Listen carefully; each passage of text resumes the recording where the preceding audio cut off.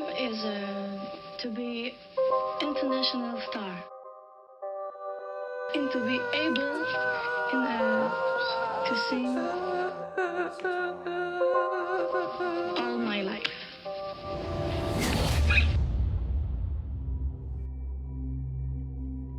Өнөөдөр та бүхэнд нэгэн алдартай дуучны гайхалтай бас гонигтай амьдралын талаар өгүүлэхээр боллоо. Түүнийг мэдэхгүй хүн тэр тусмаа дууг нь сонсоогүй хүн энэ дэлхий дээр ховорхон мэдзээ. Ядуусын хор ололт өсч ангийнхандаа дээрлэхүүлж хүнд өвчин туссан ч хамгийн шилдэг нь болж чадсан нэгэн. Селин Мари Клаудет Дион 1968 оны 3 сарын 30-нд Канадын Кебек мужийн Шарлеманд хотод 14 хүүхэдтэй айлын бага охин болон мэндэлжээ. Түүний аав нь мал нэтлэгч, ээж нь гэрийн үйлчлэгч хийж гэр бүлээ тэжээдэг байв. Тэднийх ядуу гэр бүл байсан ч эцэг эх нь хүүхдүүдтэй яаж игээд зав гаргаж, гэртээ хөгжим тоглож, дууж бүжгэлдэг байжээ.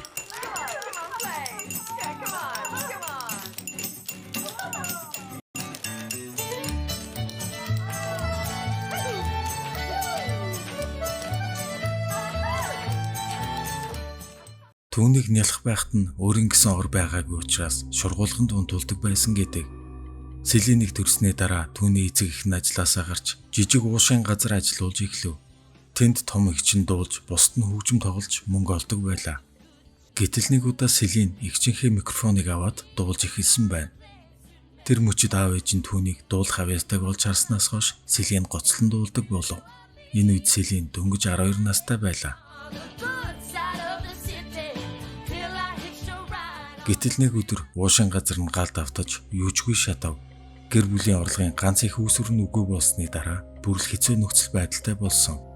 Зарим өдөр идэх зүйл байхгүй байсан ч ээж нь зөвхөн луун, бас хурлаар маш сайхан амттай талах хийж өгч байсныг Селин мартдаггүй ажээ. Селиний сургуулийн хүүхдүүд түүнийг туранхай, царай муутай, урт ирүү, том хамартай гэж үргэлж гожилдог байв. Дээрээс нь том соёо шүдтэй байсан учраас цус сорогч гэж хүртэл хожилдог байлаа.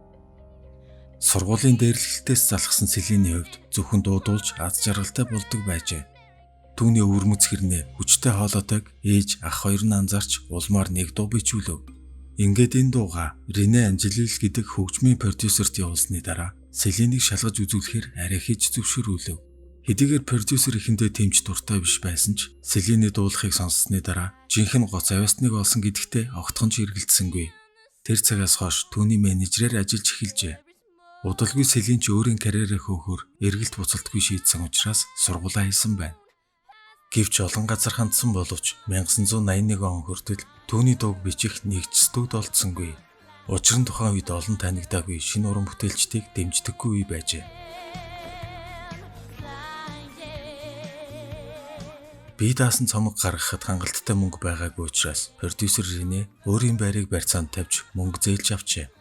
Ингээд тэд анхны цомгоо гаргасны дараа орон нутаг даяар алдартай болж удалгүй Канада, Европын орнуудаар аялан тоглолт хийж эхлэв. Анхны цомог нь Канада даяар маш урдан алдаршиж 13 настай Селин хамтарч ажиллах саналуудад дарагдаж эхэлсэн. Энэ бүх ажлыг менежер Рене хийж түүний ээж, ах, гэр бүлийнх нь ч үргэлж дэмжиж байлаа. Дараах жилүүдэд Франц болон англи хэл дээр хэд хэдэн цомгууд гаргаж дуу болгоно нь амжилтад хүрч байлаа. Гэтэл 1986 онд Селин 18 нас хүрэх үедээ менежер Ренег өөр нүдээр харж эхэлжээ. Хэсэг хугацааны дараа Селин Рене тайртай гэдгийг ойлгож, Рене ч түүнд тайртай болсон байлаа. Гэвч тэдний хооронд 26 насны зүрх байсан нь асуудал байв. Дээрээс нь Рене өмнө нь 2 удаа гэрэлж байсан. Тэдний харилцаа илүү дотн болсныг мэдсэн учраас Селин болон Рене хоёрыг тохирохгүй гэж гэр бүлийнх нь дургуйцав. Ялангуяа Селиний ээж нь эрс эсэргүүцэж байлаа. Энэ үе Селиний хувьд үнэхээр хэцүү байсныг хожим ярьсан байдаг. Учир нь Селин Рене хоёроос бусад бараг бүх хүн тэдний эсрэг байр суурьтай байжээ. Тиймээс тэд өөрсдийн харилцаагаа олон нийтээс нууцлахаар шийдсэн бөгөөд үүнээс хойш 5 жилийн турш өөрсдийн талаар олон нийтэд мэдэгдээгүй юм. Уран бүтээлийн амжилт нь үргэлжилсээр 1988 онд Eurovision дууны тэмцээнд төрүүлсний дараа түүнийг дэлхийд даяар хүлээн зөвшөөрсөн гэж хэлж болно. Улмаар 1993 онд Color of My Love, 1996 онд Falling Into You, Let's Talk About Love зэрэг цомгуудаа араараас нь гаргаж ашиг орлого борлуулалтаараа тэргүүлж эхэлсэн. Селин Рене хоёр тэдний харилцааг зөвшөөрөхгүй байсан гэр бүлээсээ хэсэг хугацаанд хол амьдрав. Гэвч хэсэг хугацааны дараа тэдний хайр дурлалыг юу ч зогсоож чадахгүй гэдгийг, хүлээн зөвшөөрөхөөс өөр аргагүй гэдгийг гэр бүл их нь ойлгож хүлээн зөвшөөрчээ. Учир нь тэд бие биедээ үнэхээр их хайртай байжээ. Ингээд хосууд 1994 онд албан ёсоор гэр бүл болсон. Үүний дараа Disney студиэс Аратан ба гоо үзэсгэлэн хүүхэлдэйн киноны дуг дуулах санал ирж мөн л амжилтад хүрэв. Дараа нь 1997 онд алдарт Titanic киноны дуг ямар гайхалтай амьдруулсныг та бүхэн санаж байгаа байх. Энэ дуугаараа тэр Оскар, Грэмми, Алтан бөмбөрцөг гээд бүхэл шагналуудыг хүртэж чадсан. Бүх зүйл сайн сайхан болж байсан тэдний гэр бүлд ганц дутагдж байсан зүйл нь хүүхэд байв. Селиний анхны жирэмслэлд амжилтгүй болж сэтгэлээр ихэд унсан байна. Гэтэл удалгүй 1998 онд нөхөр Ренэ нь хорт хавдраар онцлогдсон тухай мэдээ дахин цохилт болжээ. Гэвч Селин бууж өгсөнгүй. Нөхрөө асрахын тулд уран бүтээлээсээ 2 жилийн завсарлага авлаа. Тэд маш их зүйлийг туулсны эцэст нөхрийнх нь өвчин эдгэж улмаар 2001 онд анхны хүү Рене Чарльзыг үлгийдэн авчээ. Энэ үед түүний нөхөр Рене 59 настай, харин Селин 33 настай байлаа. Тэдний хувьд мөрөөдөл биелсэн юм шиг л аз жаргалтай байсан. Ингээд хэдэн жилийн дараа Селин дахин жирэмсэлсэн ч хүүхэд нь эндчээ. Гэхдээ тэр бууж өгөхийг хүссэнгүй. Амжилтаа зогсоохгүй тулд үргэлжлүүлэн ажилласаар л байлаа.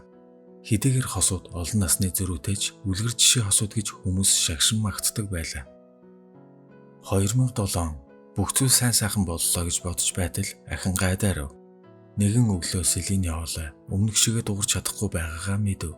Завтай хүн далай дунд сэлүүрээ алдахтай адил амьдралынх нь хамгийн үнэтэй зүйл болсон дуу хоолой нь алдагдж байгааг мэдэх нь дуучин хүний хувьд маш аимшигтай зүйл байлаа. Селин маш ховор тохиолддог хөшүүн хүний хам шинж гэдэг мэдрэлийн системийн өвчтөй болсон байлаа. Энэ өвчин нь сая хүнд нэг л удаа тохиолдох бөгөөд биеийн булчин шүрмсүүд нь татаж, тархи нугасны системд хүчтэй нөлөөлдөг, хэвийн алхаж, хөдөлгөөнч хийх чадваргүй болдог бөгөөд хүчтэй өвдөлт мэдрэгддэг байна. Гэхдээ тухайн үед Селин мэдрэлийн гаралтай өвчин гэдгийг мэдж байсан ч хөшүүн хүний хам шинж өвчин гэдгийг хараахан мэдээгүй байсан юм. Хэдийгээр анх өвчний нөлөөлөл тэмч ноцтой байгаагүй ч жил ирэх тусам баг багаар хүндэрсээр байсан. It's like I know you. That's what happens. It's like I know what I want to do. And now you can show me, yeah. And that's what happens, and it's very difficult for me to hear that. And to show this to you. Селин ихэнх үедээ баг тунгаар булчин суллах, тайвшруулах зорилгоор волюм гэдэг имийг хэрэглэж байсан ч сүүлдээ энгийн хүний хэрэглэж болох хэмжээнээс 40 дахин их тунгаар хэрэглэхээс өөр аргагүй байдалд ордог байв. Учир нь хэрв тэгэхгүй бол тоглолтын үеэр түүний хоолой гарахаа байждаг байжээ. Селинд хамгийн хэцүү байсан зүйл бол тэр хүмүүст худлаа хэлж байгаадаа үргэлж сэтгэлээр ундаг байлаа. Заримдаа тэр тоглолтын дундуур микрофоноо үзэгчид рүү чиглүүлж тэднэр дуулуулдаг байсан. Эсвэл микрофон руугаа тогшиж микрофон нь ажиллахгүй байгаа юм шиг дүрээсгдэг байжээ. Гэвч үнэндээ түүний хоолой хэвэн гарахаа болсон үедээ ингэдэг байж. Харин үзэгчид түүнийг дуулах чадваргүй болж байгааг огтхонч мэдсэнгүй. Гэвч Селин ажлаа үргэлжлүүлсээр хэдэн 10 тоглолтуудыг хийсээр л байлаа. 2009 онд Селин Нельсон болон Эди хэмээх ихэр хөвгүүд төрүүлв. Тухайн жил Селин сүүлийн 10 жилд олсон орлогоороо бүхэл дуучдыг тэргүүлж байсан ч түүний өвчин нь аажмаар дамжирсаар байлаа. Гэтэл 2014 онд нөхөр Рене хорт хавдраар дахин онцлогдсон бөгөөд нэлээд хүнд шатанд орсон хонь нь мэджээ. Селин нөхөртөө анхаарал тавихын тулд урлагаас дахин хүнд ирэв. Тэр маш их хичээсэн ч 2 жилийн дараа Рене 73 наснда улаан хоолой хорт хавдраар нас баржээ. Ренег амьсгал хураах үед Селин түүний толгойг түшин сууж байсан гэдэг. Селин маш их сэтгэлээр унсан бөгөөд нөхрөө оршуулах ёслолд оролцож байх үед буюу 2 хоногийн дараа түүний ах Даниэл Дион 59 наснда мөн хорт хавдраар нас барсан нь давхар хүн цохилт болжээ. Селин бүх тоглолтуудаа цуцалж хэсэг хугацаанд нам хүм амьдрав. Ингээд 2018 оноос Селин шин сингл гаргаж уран бүтээлтэй эргэн ирэлт хийж эхэлсэн ч удалгүй цар тахал гарснаар бүх тоглолтууд цуслагдав. Нэгэн ярилцлагын үеэр тэрээр 17 жилийн турш энэ өвчний нууцлаг шинж тэмдгүүд илэрдэг байсан тухайгаа ярьсан бөгөөд энэ бүхнийг цаашид нууцлж явахаас залхаж байгаагаа ярьжээ. Ингээд 2022 оны 12 сард Селин олон нийтэд өөрийгөө хөшүүн хүний хам шинж өвчтэй гэдгээ албан ёсоор зарласан бөгөөд 2023 онд товлогдсон байсан дэлхийг тойрох аялан тоглолтоо цуцсан билээ. Тэрээр тодорхойгүй хугацаагаар урлагаас холдож байгаагаа зарлаж, өвчнөтэйгөө тэмцэхэд бүх анхаарлаа төвлөрүүлж байгаа гэж мэдэгдсэн. Олон нийт ч гэсэн түүний өвчний талаар сонсоод нилээдгүй цочирдсан бөгөөд түүнийг сэтгэл санаагаар ихээхэн дэмжиж байлаа. Өөрийнхөө дуулах чадваргүй болсныг бас хүнд өвчнөд ялагдж байсан тухайга Селин хүмүүст ярихаас имэж байсан ч эцэст нь энэ бүхнийг ил болгохоор шийдсэн. Ингээд 2024 оны 6 сард түүний амьдралын тухай өвчнөтэйгөө хэрхэн тэмцэж байгаа тухай харуулсан I'm Celine Dion нэртэй баримтат кино гарсан. Уг кинонд Селин өвчний хүнд үедээ ямар байдалтай байдаг, ямар их өвдөлт мэдэрдэг талаараа дэлгэрэнгүй харуулжээ. Өмнө нь тэрээр өвчнийхөө тухай хүмүүсээс нуудаг байсан бол кино багийнхантай ярилцсны дараа өөрийн эмзэг ядарч сүлдсэн сул дорой байдал сэтгэл хөдлөлөө ил тод харуулахар шийдсэн байна. Будаггүй царай, буурал үстэй Селин гэрийн хувцас өмсөж хүүхдүүдтэйгээ тоглож байгаа энгийн ээжийн дүрээр харагдахаас гадна хүчтэй өвдөлтийн үед өвчнөө төвчлгүй ойрлж уйлж байгаа тухай сэтгэл эмзэглэм хэсэг гардаг. Okay, I'm gonna lift you. Ready?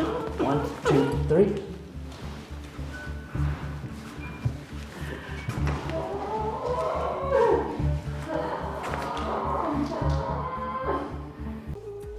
It's okay, Celine.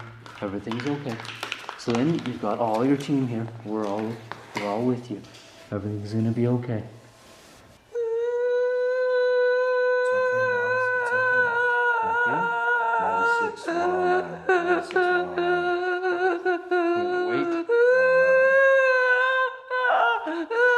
Do you have pain?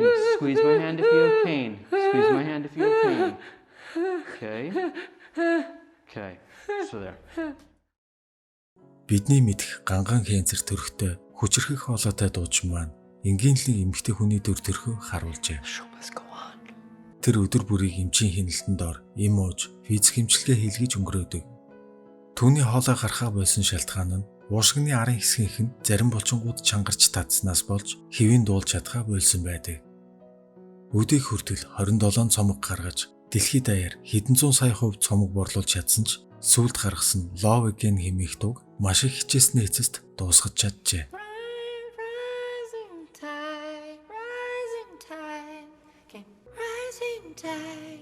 Селин хэлэхдээ би яаж дуулахаа л мэднэ. Миний амьдралын туршид хийсэн хамгийн дуртай ганц зүйл минь дуулах. Та бүхэнтэйгээ дахин уулзаж, тайзан дээр зогсох мөчийг маш их өгүүлэн санаж байна. Надад өвчнөдөө бууж өгөх үе байсан. Гэхдээ одоо гүйж чадахгүй бол алхана. Алхаж чадахгүй бол мөлхөн. Би хизээч бууж өгөхгүй хэмээн нулимс туслуулан хэлжээ.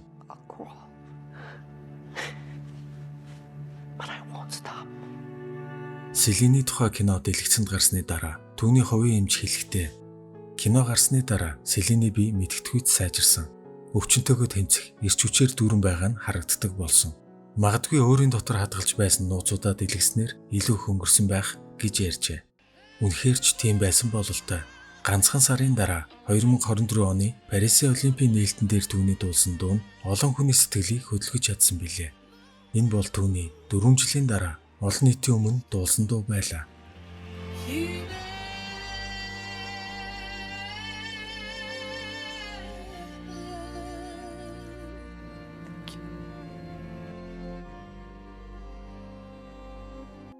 Хөшөө хүний хам шинж өвчнийг эдгэх аргыг одоогоор хүмүүс олж нээж чадаагүй. Хэдийгээр шинж тэмдгийг дарж болох ч бүрэн эдгэх боломжгүй өвчин юм байна. Тиймээс ч энэ өвчнийг судлах судалгааны ажлыг Селин санхүүжүүлж байгаа юм. Гайхалтай дуучин маань удахгүй бүрэн эдгэж тайзан дээр дахин гарч ирж чадна гэж найдаж байна.